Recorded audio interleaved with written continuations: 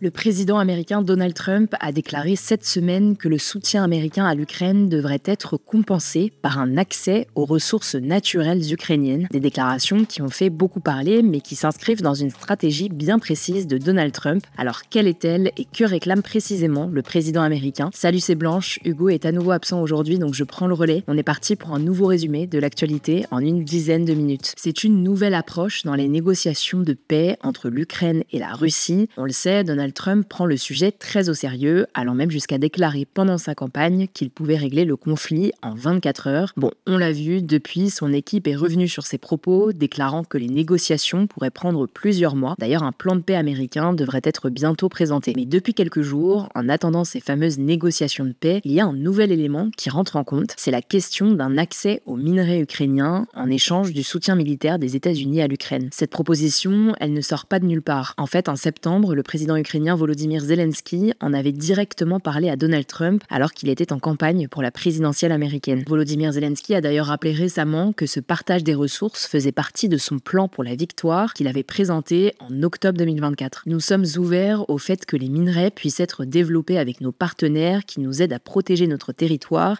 et à repousser l'ennemi avec leurs armes, leur présence et leur paquet de sanctions. C'est tout à fait juste, c'est notamment ce qu'il avait déclaré. Il a cependant souligné qu'une partie des ressources minérales se trouve en zone occupée, puisque la Russie contrôle environ 20% du territoire ukrainien actuellement. Mais alors, que réclame Donald Trump concrètement? Eh bien, il veut que l'aide militaire et financière américaine à l'Ukraine soit compensée par un accès privilégié aux ressources stratégiques ukrainiennes, en particulier les terres rares. Ces terres, elles contiennent des métaux qui sont utilisés notamment pour la production de smartphones, de véhicules électriques, de turbines éoliennes ou encore de systèmes de défense. Parmi eux, l'uranium, le titane, le lithium ou encore le graphite. Il faut savoir que l'Ukraine est l'un des pays les plus riches d'Europe en ressources naturelles. Ce serait donc, selon Donald Trump, un moyen de sécuriser l'argent versé à l'Ukraine, faute de certitude de l'issue du conflit. Il voudrait l'équivalent de 500 milliards de dollars de terres rares. Ce qui est intéressant de voir là, c'est que la stratégie de Donald Trump dépasse le cadre strictement diplomatique et elle s'inscrit plutôt dans une logique commerciale et assez pragmatique. Tout le contraire donc de l'administration de son prédécesseur Joe Biden, qui justifiait le soutien américain à l'Ukraine par des raisons géopolitiques et de défense de la démocratie occidentale face à la Russie. Donald Trump, lui, considère que toute aide apportée par les États-Unis doit servir en retour des intérêts américains concrets. Ça s'inscrit dans sa vision d'America's First, l'Amérique ou les États-Unis premier qu'il ne cesse de répéter depuis son retour à la Maison-Blanche le 20 janvier dernier. Et au-delà de la question purement financière vis-à-vis de l'Ukraine, cet accord permettrait aussi aux États-Unis de réduire leur dépendance vis-à-vis de la Chine, qui contrôle aujourd'hui plus de 70% de la production mondiale des terres rares. Il y a donc un double enjeu pour Donald Trump, d'une part consolider un partenariat économique avec l'Ukraine, même si la guerre dure dans le temps, et de l'autre, renforcer son indépendance technologique et industrielle vis-à-vis de la Chine. À noter aussi que la posture de Donald Trump sur la guerre en Ukraine repose par ailleurs sur une ambiguïté stratégique. D'un côté, il souhaite que l'Ukraine et la Russie négocient, mais de l'autre, il laisse entendre que l'Ukraine pourrait ne pas conserver l'intégralité de son territoire et même être russe un jour. C'est ce qu'il a affirmé ce lundi lors d'une interview. En fait, Donald Trump sait que l'opinion publique américaine est de plus en plus sceptique vis-à-vis du soutien américain à l'Ukraine, et donc en adoptant cette posture de négociateur de la paix, tout en exigeant des contreparties économiques, il cherche à convaincre ses soutiens qu'il réduit les dépenses inutiles, mais il veut aussi maintenir une relation avec la Russie qui pourrait être un allié stratégique. En tout cas, Volodymyr Zelensky semble vouloir avancer dans ses négociations avec la Russie. Il a déclaré ce mardi, lors d'un entretien avec le quotidien britannique The Guardian, je cite, « Nous échangerons un territoire contre un autre », précisant qu'il pourrait échanger avec la Russie une partie de la région frontalière russe de Koursk, dont l'armée ukrainienne a pris le contrôle il y a 6 mois. On en parlait vendredi, le président ukrainien a longtemps refusé l'idée de négociations directes avec le président russe Vladimir Poutine, affirmant vouloir battre la Russie sur le terrain, mais ce changement de posture peut s'expliquer notamment par les difficultés rencontrées par l'armée ukrainienne qui continue de reculer sur le front. Les forces russes ont réalisé des avancées notables, notamment dans la région de Donetsk, où elles se sont emparées de plusieurs localités. En tout cas, la Russie a balayé ce mercredi cette idée d'un échange de territoires occupés dans le cadre de négociations de paix. La Russie n'a jamais discuté et ne discutera jamais d'un échange impliquant son territoire, a déclaré le porte-parole de la présidence russe, Dmitri Peskov, précisant que les forces ukrainiennes qui occupent une partie de la région de Koursk seraient, je cite, anéanties ou chassées. Voilà pour les dernières infos faux. En tout cas, Donald Trump utilise la guerre en Ukraine comme un levier économique et diplomatique. L'Ukraine ne semble pas du tout sceptique à cette approche. On suivra les prochaines négociations. Et avant de donner la parole à Léa pour les actualités en bref, je voulais vous dire qu'on vient de sortir une nouvelle interview sur notre chaîne Grand Format. C'est un entretien de plus d'1 heure et demie avec l'ancien Premier ministre Dominique de Villepin. On a abordé énormément de sujets avec lui, que ce soit la réélection de Donald Trump ou encore la situation au Proche-Orient, la guerre en Ukraine ou la crise politique actuelle en France. C'est une interview absolument passionnante. Je vous mets le lien en description si vous voulez la regarder. Merci Blanche et bonjour à tous. On commence avec un point sur la situation au Proche-Orient. Déjà, Emmanuel Macron s'est opposé au projet du président américain Donald Trump de faire de la bande de Gaza, je cite, la Côte d'Azur du Moyen-Orient. Dans une interview diffusée ce mardi sur la chaîne américaine CNN, le président a rappelé que Gaza n'est pas une terre vide, c'est un territoire où vivent 2 millions de personnes, estimant qu'il n'était pas possible de leur demander de quitter le territoire. Historiquement, la France soutient la solution à 2 États, l'un israélien et l'autre palestinien. Autre info concernant Gaza, plus de 53 milliards de dollars seront nécessaires pour reconstruire le territoire palestinien, dont 20 milliards sur les 3 premières années, selon une estimation de l'ONU publiée ce mardi. Faut savoir que plus de 60% des habitations ont été détruites dans l'enclave palestinienne depuis octobre 2023. Mais plusieurs autres secteurs auront eux aussi besoin d'être reconstruits, comme celui de la santé, de l'agriculture ou du commerce et de l'industrie. Et enfin, dernier point, Israël a menacé de reprendre les combats à Gaza si les otages israéliens ne sont pas libérés avant ce samedi à midi, alors que le Hamas a déclaré suspendre la libération des otages prévue ce jour-là. À noter que ces derniers jours, plusieurs anciens otages du Hamas se sont confiés à la presse sur leurs conditions de détention.